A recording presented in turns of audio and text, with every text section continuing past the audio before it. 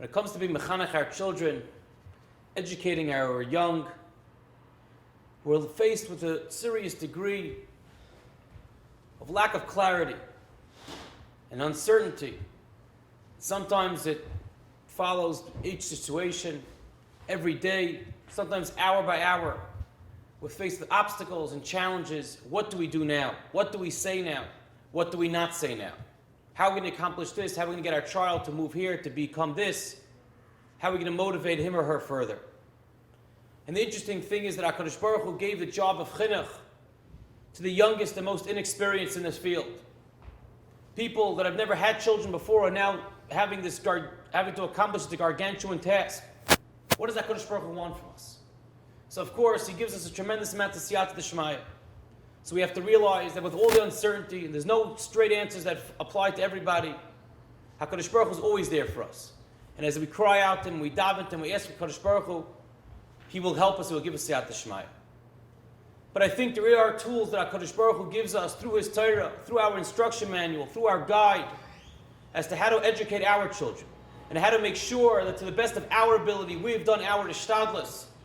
We've done the greatest efforts that we can do to make our children become the best that they can become. We know, Ma'is Avos Simon Labanim, that the actions that the Torah decides to describe about our Avos, our Simon Labanim, is a sign for our children, and gives us an opening, an understanding, and something that's going to affect our children and generations to come.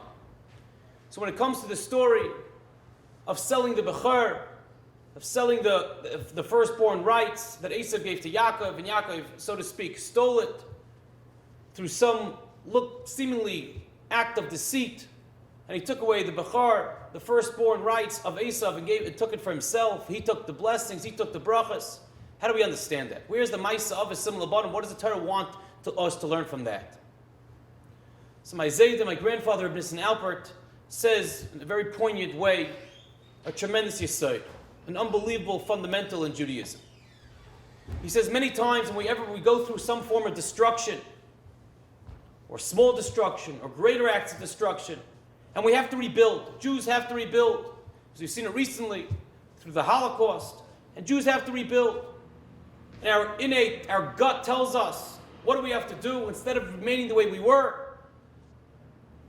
Shunted in a certain place, in a ghetto-like mentality, we have to get out there.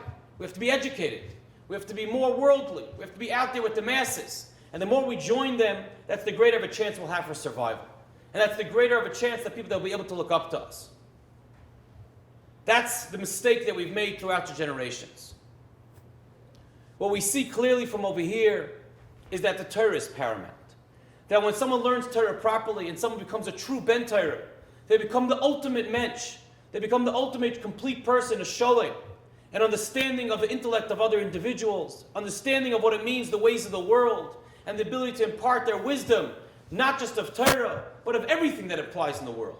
And they have the ability to make the greatest Kiddush Hashem, and they're looked up to by every facet and every single segment of society. And that you see from this story of selling the Bechor with Yaakov. Yitzchak saw that the Hatorah, there was a destruction of sorts. The Hatorah was permeating every home, and especially even his. So he figured, who's going to be the one who's going to wage war against the Hatorah? Who's going to be our artillery? Who are we going to have as our armament to fight this war? It's going to be Esau. Esau's a man of the world. He's out there. He's talking to people. He has a rapport with society. They talk to him. They look up to him.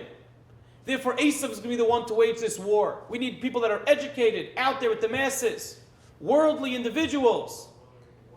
And it came along Rivka, and Rivka understood, no, Yitzchak, you're making a mistake.